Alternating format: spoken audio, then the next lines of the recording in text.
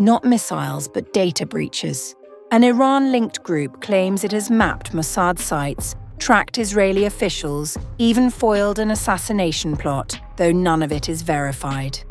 In a war of shadows and signals, is this a real intelligence breach or the next front in psychological warfare?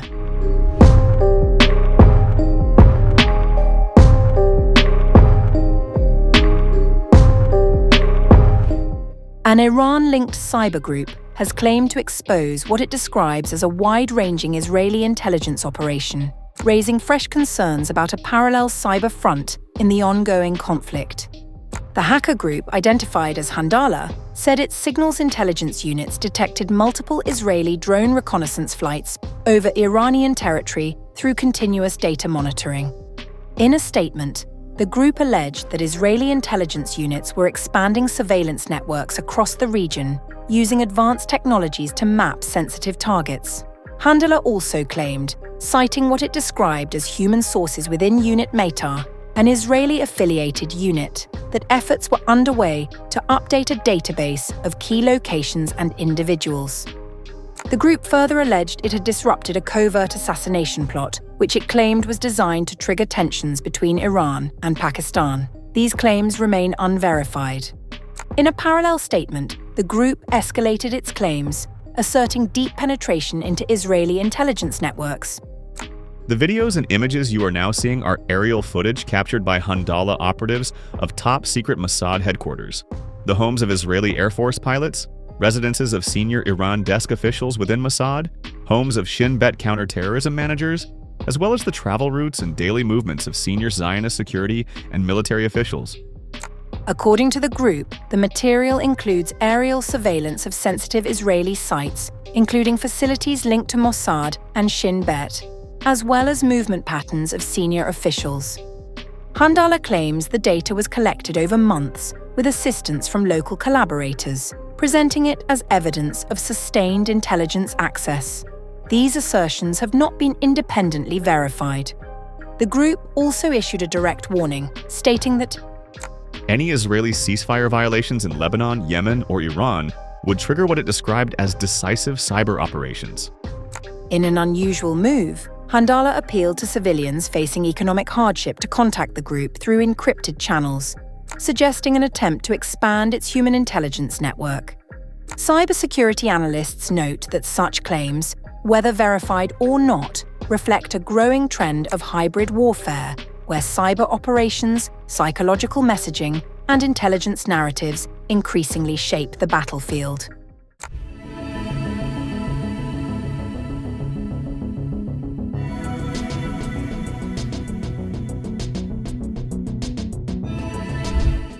A cyber breach, a top general, and thousands of files now out in the open, even as a ceasefire takes hold, the battlefield may have shifted into the digital shadows. An Iranian-linked hacking group has claimed responsibility for breaching devices belonging to former Israel Defense Forces Chief of Staff Herzi Halevi, releasing what it says is a vast archive of sensitive material. The group, known as Handala, announced the leak on April 8, stating it had gained long-term access to Halevi's systems.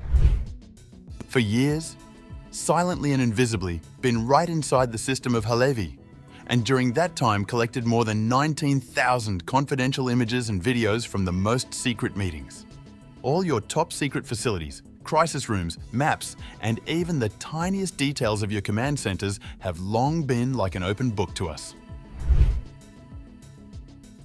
Dozens of images and videos have already been published online.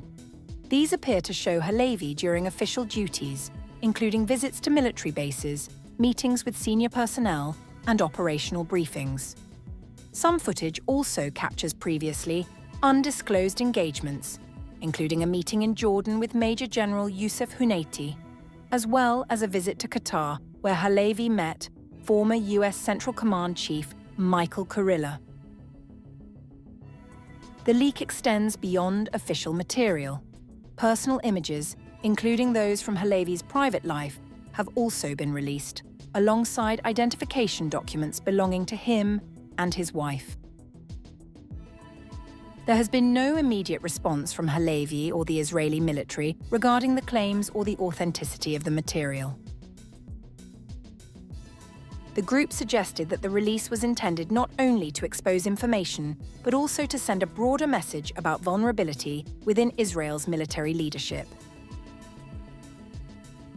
This is not the first such claim made by the group. Handala has previously said it accessed the devices of several senior Israeli figures, including former Prime Minister Naftali Bennett, former Justice Minister Ayelet Sheikht, and senior aides to current leadership. The scale of the current breach, however, appears significantly larger. Analysts suggest that a dataset of this size could provide a detailed intelligence picture, far beyond isolated leaks or personal exposure. Experts indicate that such cyber intrusions often rely not on direct penetration of secure military networks, but on targeting personal devices and accounts. Techniques such as spear phishing and social engineering, sometimes enhanced by artificial intelligence, can allow attackers to gain access to cloud storage, email accounts, or messaging platforms. Once compromised, these systems can provide a gateway to a wide range of sensitive information. Gil Messing, Chief of Staff at Checkpoint, told Ynet. As in the past, the fact that there is a ceasefire in the kinetic war does not mean the cyber war stops. So this morning, their target is the former Chief of Staff, in what appears to be access to a repository of personal photos and videos, which could, for example, be sitting in some email account or a personal account belonging to someone in his circle, and of course his own. There is no reason to assume this attack was carried out recently. It is entirely possible they simply sat on the material and waited for what they saw as the right moment to release it. Cybersecurity analysts note that such incidents are increasingly being viewed as part of broader psychological and information warfare campaigns. The timing of the leak shortly after the announcement of a ceasefire has raised further questions about its strategic intent.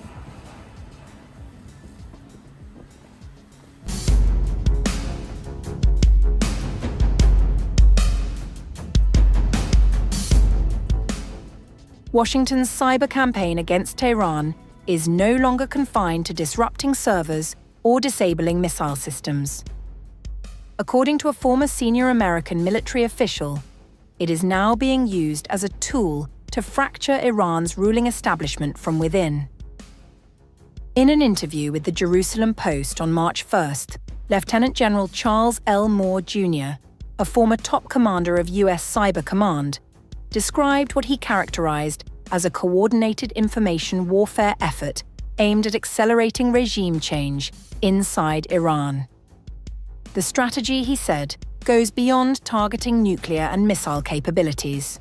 It seeks to directly pressure senior figures within the regime, including members of the Islamic Revolutionary Guard Corps and security services, to defect. We're going to message directly to the types of individuals in the IRGC, regime, and security forces. Listen, if you want to have a life and for you and your family, tell us what's going on here. Here are the things that you need to do. Likewise, if you don't take those actions, your life is probably on a shot clock. And that's being backed up by what they're seeing all around them. Moore suggested that these cyber messages are reinforced by visible military operations on the ground, designed to underline the consequences of non-compliance. The objective, he argued, is to persuade influential insiders to publicly side with the Iranian people. We need people at those senior levels that have influence and have sway, that are in charge, to hopefully come out and say, we support the people. We're no longer supporting the regime. And if we can get to that state, I think you could see a change happen pretty rapidly. He added that while kinetic operations targeting Iran's nuclear program, missile development and naval capabilities had been outlined by President Donald Trump and Prime Minister Benjamin Netanyahu, the broader campaign was about shaping internal dynamics. Moore asserted that as much as 80% of Iran's population wanted a new government, though independent verification of that claim remains difficult. Beyond cyberspace, Moore pointed to what he described as a widening regional alignment against Tehran. Iran's recent missile activity, he claimed, had left neighboring states frustrated and potentially open to joining US and Israeli operations. On the technical front, Moore highlighted America's ability to integrate operations across air, cyber, and space domains. He cited recent US actions in Venezuela, where American forces detained Nicolás Maduro in January, as an example of synchronized capabilities. The emerging picture, as outlined by Moore, suggests a campaign that blends military pressure, cyber operations, and psychological messaging, with the stated aim of reshaping Iran's political future from within.